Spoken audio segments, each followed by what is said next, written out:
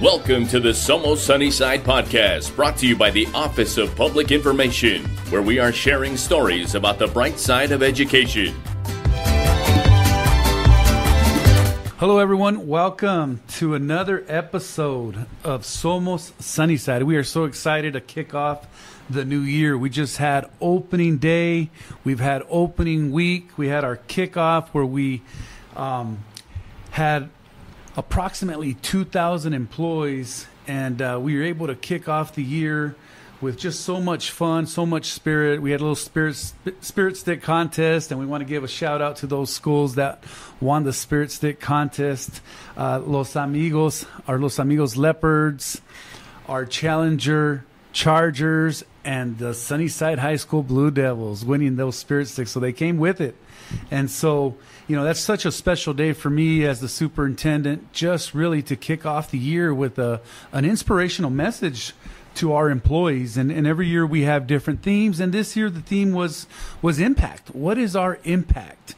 And so it just it's a perfect transition here as our first guest is with a student of Sunnyside High School who has really prepared herself. We talked a lot about the student experience during the opening day, and this individual that is our guest today is going to share her experience and share what it means to be a successful student and to take advantage of opportunities. So to our teachers out there, you are making a difference. You're making a huge difference, and you're providing our students opportunities every single day. And we know we don't take that for granted, and we're definitely paying that forward. So without further ado, I'm going to introduce our guest. She's a senior here at Sunnyside High School, and her name is Ella Buckner. How are you, Ella?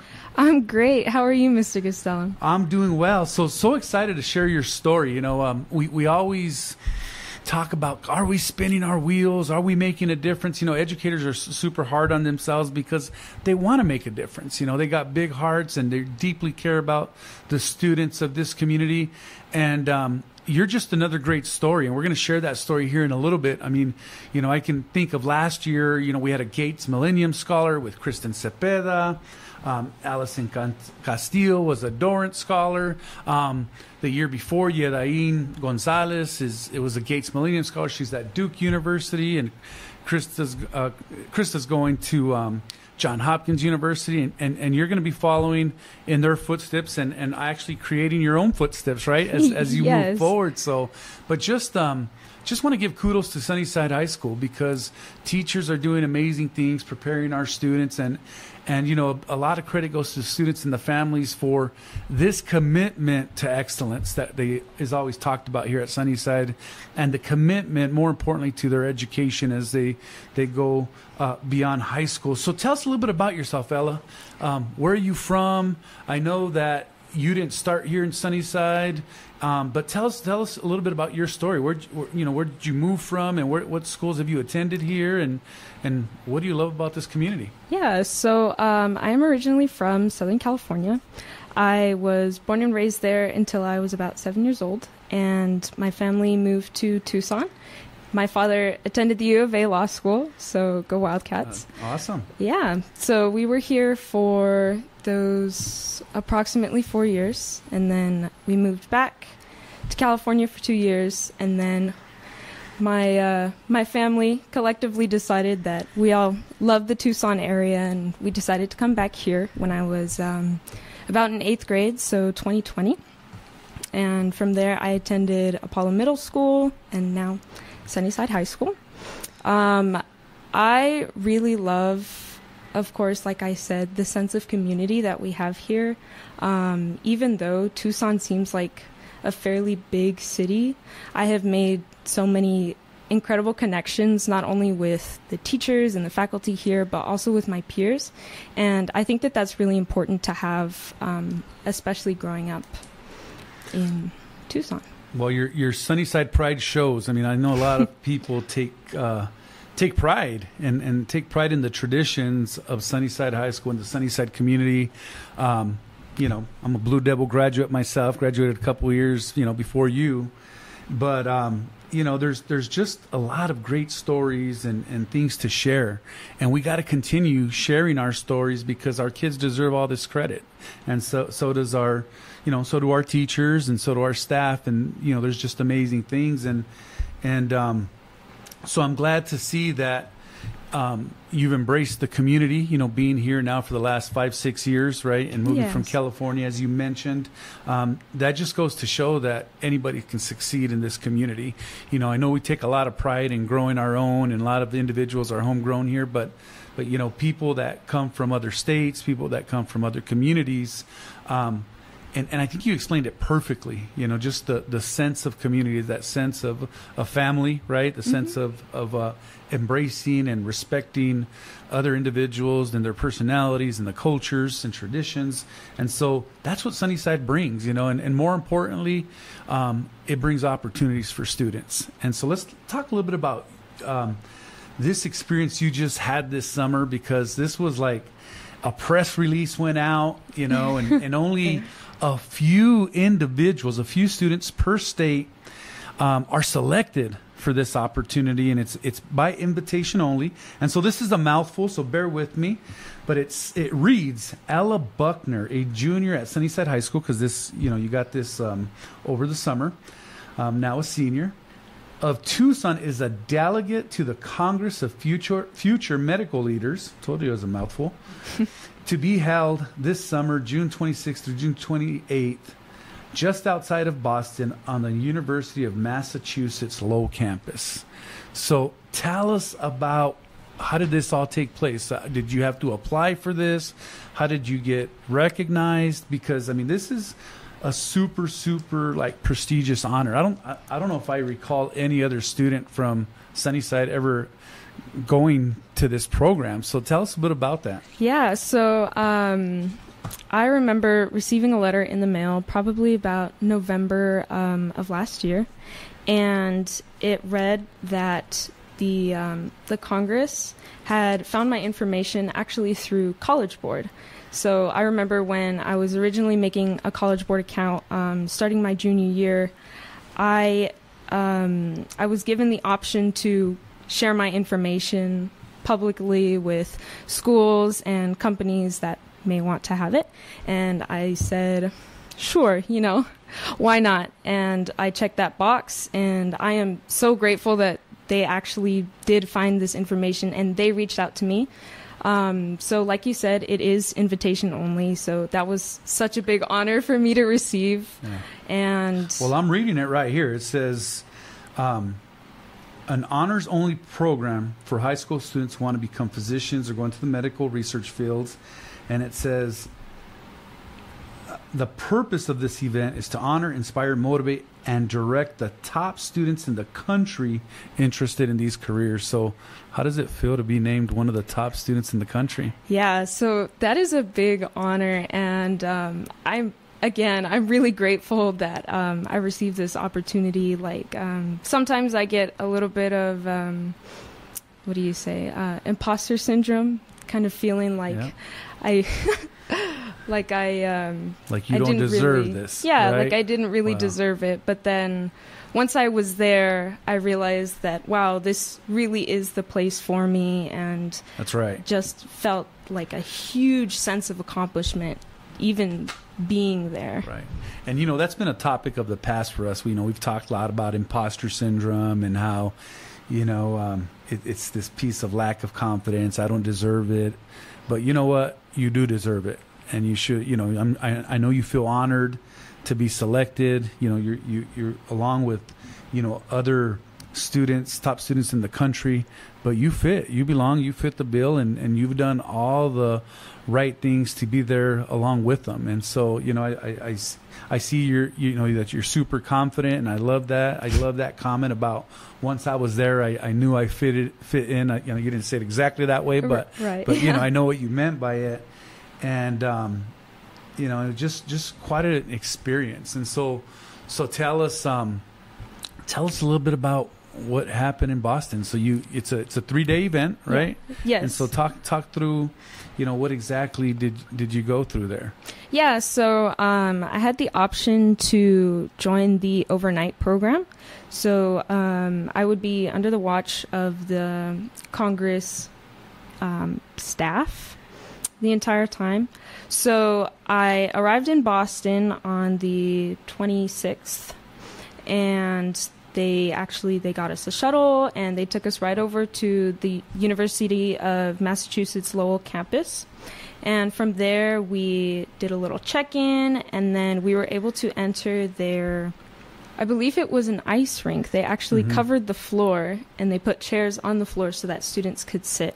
So the entire stadium was full of students, like me. Yeah. And like I said, I felt really nervous, and I ended up just talking with the people near me who are also part of the overnight program, and I found that we also had so much in common, and just being there with them made the whole experience a whole lot better.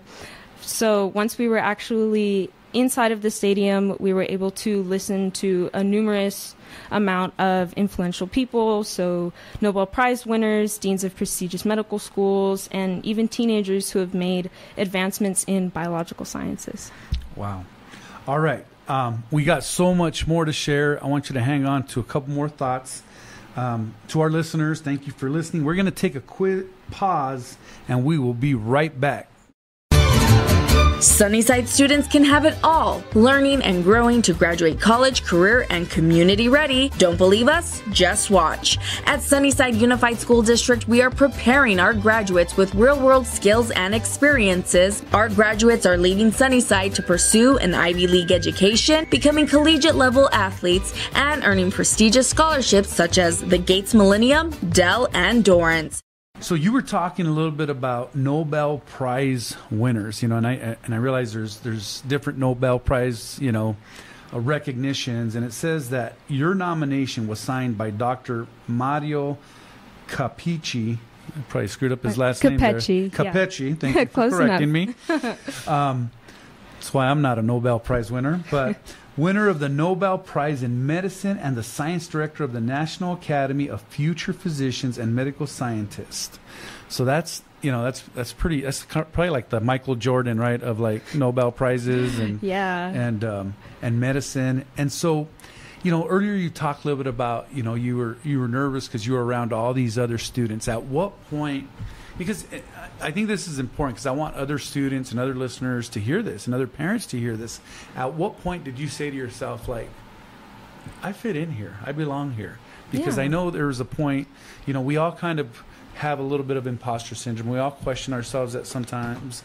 And, I like to say we all put on our pants the same way, right? One leg after the other. But at what point did you feel like, I belong here with these people?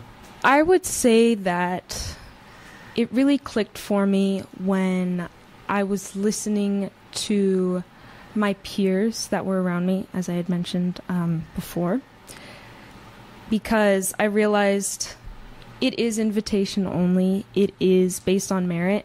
And for me to be there alongside all of these other people who I thought were very hardworking, very disciplined, made me realize that we're all here for the same reasons. We all got in because of the same things. And then apart from my peers, the teenagers who were actually speaking on stage to us, they were like our mentors, even though they were around the same age. So there was Leanne Fan, who was 16. She invented over-ear headphones that detect and treat mid-ear infections. And that was really incredible. 16 years old, right? Right, exactly. And I'm like, wow, like at the time, she was just a little bit younger than me. And just to think that someone my age could invent something so incredible and so helpful to a numerous amount of people across the country was very inspiring. And I was very grateful to be there. it's amazing how driven certain individuals are, right? And they just have different lenses on how they see things. You know, when for someone to be just to invent something, right? To have the creativity and know how something operates and how it's going to affect. It blows my mind how smart people are, and obviously you fall right in that. You know, obviously you're doing well academically here at Sunnyside. You have over a 4.16 GPA. Talk to us a little bit about your experience as a student here at Sunnyside High School. You know, you can talk about Apollo, while you were at Apollo. Maybe some shout outs to those individuals that have inspired you, impacted you, right? Because, you know, I always talk about we all have a story, right? We all have a story about those important people in our lives that help shape our future. And so every successful person will tell you, Miss So-and-so or Mr. So-and-so, this teacher helped me, or this counselor, this coach.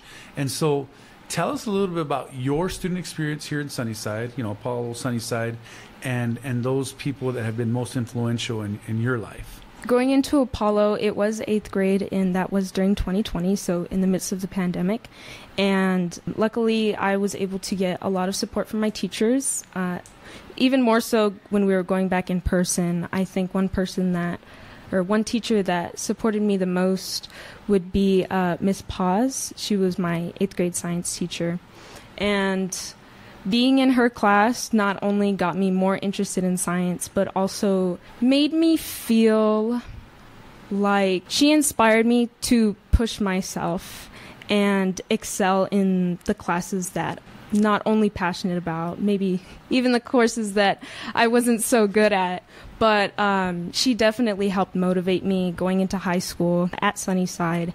I would say one teacher that has helped me the most here has been Mrs. Nahar. She is probably one of my biggest mentors, my biggest inspirations, because from the teachers that I've had, I could tell that she not only cared about her subject and the way that she teaches her subject, but also her students. And she gave us all of the resources necessary for us to be successful in her class. Yeah. And the reason I appreciated her class was she put self-responsibility on the students. And as a student who wants to go into a university, I think that that was a good introduction to how my life will be after I graduate high school.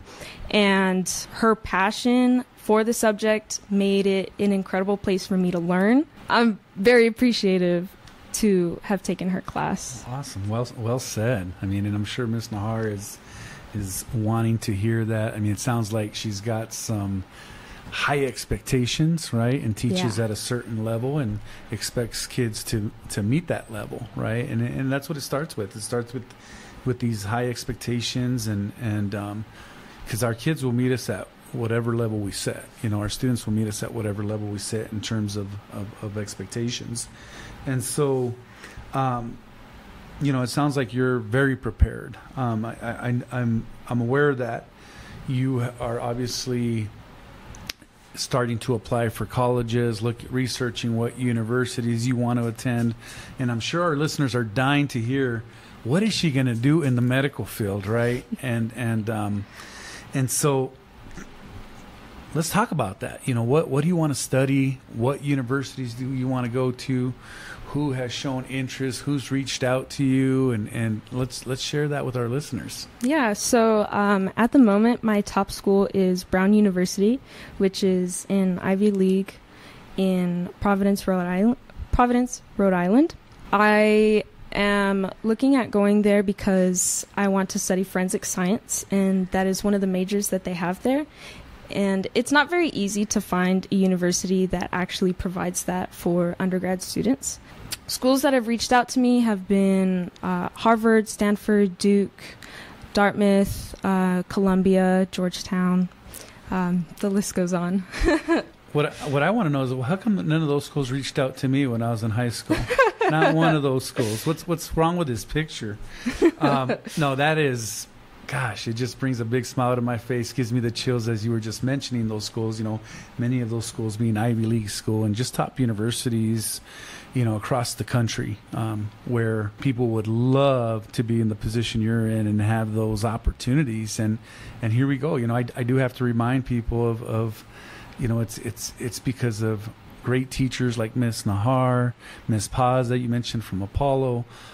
It's about these experiences to get students to believe they can accomplish more than they think, right? And you're in that position. And what's cool about this is, we're early in the school year, right? Yes. We're in early August, and you already have a plan. Sometimes seniors, they have to wait to get offers. They have to, they're figuring out their plan their senior year. And it sounds like you got some great options here.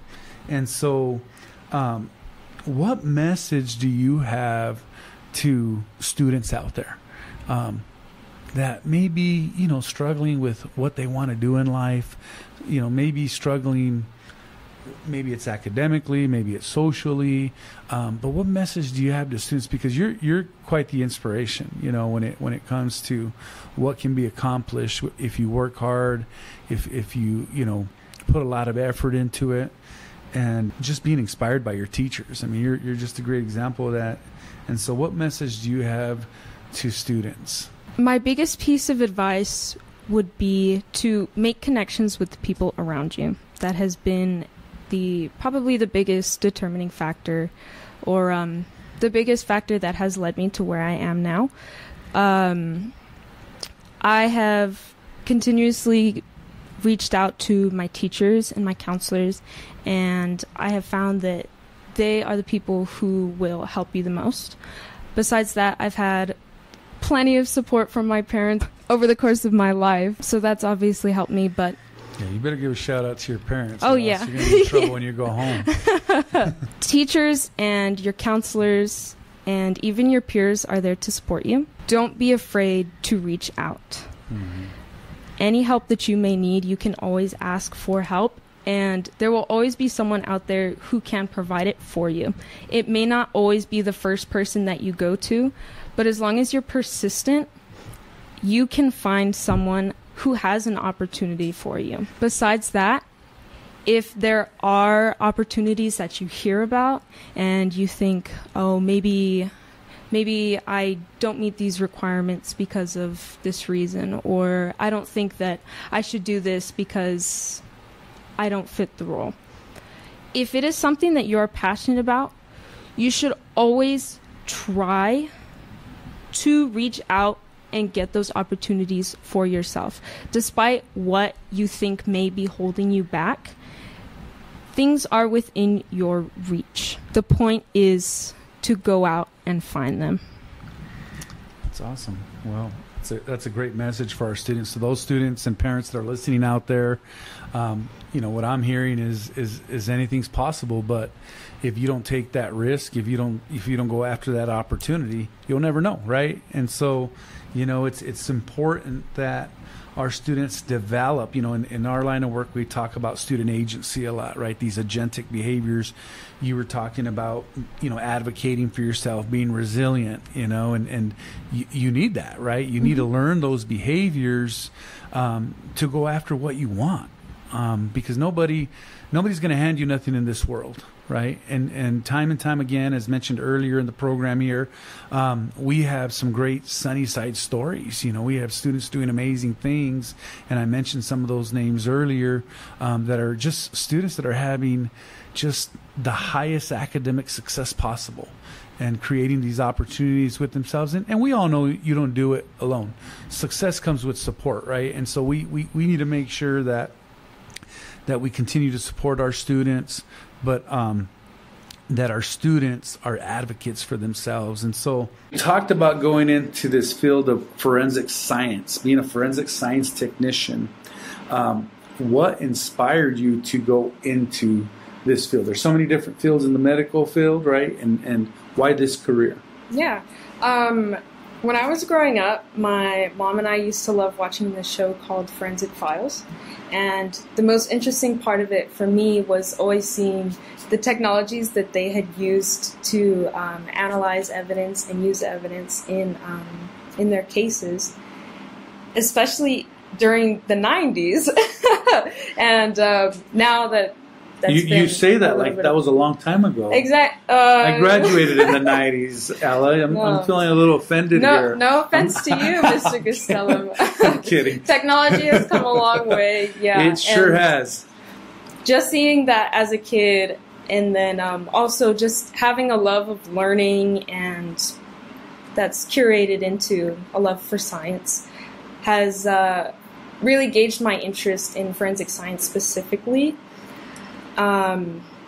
Besides the TV show, now that I'm older, I've realized that as of right now, forensic science is not perfect whatsoever. And there's still a long way that there is to go until, it is at least mostly accurate. And I want to make advancements within the field that can be something that maybe victims' families can rely on, and something Absolutely. that rather than just needing to close the case, we can have the evidence to support whoever is. It's this aspect of bringing justice, right? Yeah. Of course, and we definitely need that. I mean, we need so many stories. You hear so many, things on TV about this, and so that's cool. One of the other questions I've been wanting to ask you, because it just sounds like you just live in books and computers, and not the 90s stuff, but the more modern technology. What do you do for fun? Do you have time to do anything else? Because your GPA is astronomical, and you take all these rigorous courses. What do you do for fun? Yeah, so I am a bit of a movie fanatic, and I always have been. So I watch a lot of movies. After being in Miss O'Duddleston's film and TV class, that has definitely made me a movie aficionado. So I like to dissect them. I like to see, where the plot is going, what kind of shots they use, so I can use that in my own work. I know. Back to all the work again, but yes, I had to relate it to work. Movies. You just can't have fun, eat the popcorn, drink the soda, and just laugh, right? You had to go. What's the plot? Dissect this movie. What happened? It's fun for me. I told you I have a love for learning. Besides that, I do like to read. I read a lot of classic novels. I like to listen to music. I might pick up electric guitar again. Oh, wow. Maybe. What kind of music do you like? A little bit of everything. So mostly alternative rock. But besides that, I listen to a little bit of pop. You don't like 80s rock or 90s rock? Oh, of course I do. Okay. 90s, my thing right I think 90s music makes up the majority Some of Van Halen, Def Leppard. Yeah, Nirvana, Deftones. There you go. See, now you're talking my kind of lingo here. Yeah. So, and then, I guess I would say that I like to go out with my friends a lot. I spend a lot of time with them. That's cool, and that's important. I'm glad you're showing this side of you. When we think of individuals that go into these biosciences, and we think they're just bookworms, right? They're in the books all the time. They don't have time for anything, and you're a normal teenager, right? Yeah. That you like to hang out, you like to see movies. I mean, you go a little deep with the movies, but but you like to do those things, and that's everybody's got to have that way to decompress, right? Because everything that's comes with success is difficult, right? Everything that comes with success is a challenge, and for your academic success, I mean, obviously you got to put the work in, get the grades you get, and the opportunities that are coming your way. So, that's super cool that you're sharing all this and being a little vulnerable here, sharing some of the things you do. So, thanks for doing that. Going back to the Congress of Future Medical Leaders, the conference you got to experience, what was your biggest takeaway in that 3-day conference? Because I know you'd have probably loved to be there a couple weeks and get to know people a little bit more. And I'm sure they cram in a lot of information in 3 days. You're super busy. But, what was that experience like, and what was your biggest takeaway? Yeah, so as you mentioned, there was a lot of information that I took away from that. I bought myself a notebook so that I could just write everything down, and even the things that I missed, I would record on my phone so I could listen to it later. The biggest thing I took away from the Congress would be that there are so many different fields within biological science that I could pursue. So we ended up watching or getting to view a live surgery, shoulder surgery, and as we had a separate surgeon answering our questions, they would talk about the different types of technology that they would be using to aid them in the surgery. What I liked about the surgery, not so much the blood, but with the technology, I got to learn about biomedical engineering, which is a field that I had never even considered before. But seeing the way that it was being used right in front of me made me think about all the other times that it has been used, not only in my family, but for just other people that I know, was really inspiring. And that could definitely be something that I might want to pursue, maybe in college. Yeah. Awesome. Well, it sounds like you had quite the experience, going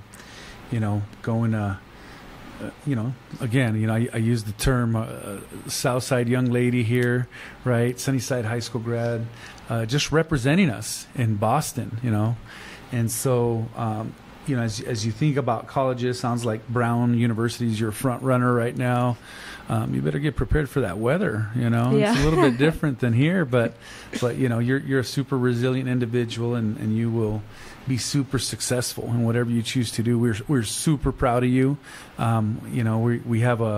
We're doing a board recognition on Tuesday night, August 13th. So tune in. We are going to recognize Ella for this major accomplishment and share her story to the governing board and the public on Tuesday night. So, we're honored to have you there and recognize the fine work you're doing. And we just can't wait to see what the future holds for you. So remember the name, everyone. Ella Buckner. She's going to continue to do some great things.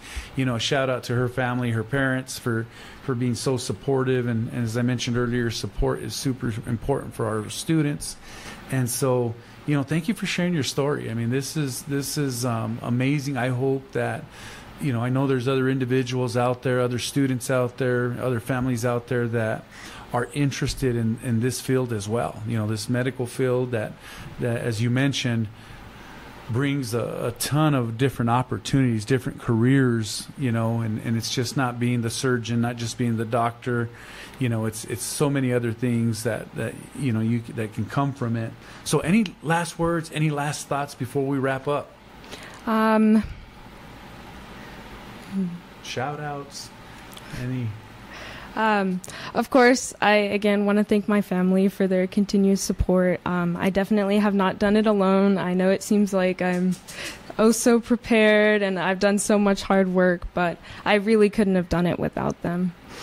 Besides that, I want to thank the Sunnyside and Apollo staff and teachers that I've had. They have helped make me who I am now. And who you will be, right? Right, That's of course. Right. All right, everyone, that wraps up another episode of Somos Sunnyside. We can't wait to the next one. Once again, our students are doing amazing things, and Ella's just one example of many. And, it's August. I can't wait to talk to you again during the year and as we get closer to graduation to see what decision you made and to see what you're going to study. So maybe there will be a part 2 of this podcast come May. So thanks for tuning in. This wraps up our episode of Somos Sunnyside. Thank you for tuning in to another episode of Somos Sunnyside. We hope you enjoyed the conversation and found it entertaining. If you liked what you heard, don't forget to subscribe and share our podcast with la comunidad. For updates on future episodes and more, be sure to follow us on social media and visit our website at susd12.org. We appreciate your support and can't wait to have you back for the next episode. Hasta la próxima vez en Somos Sunnyside.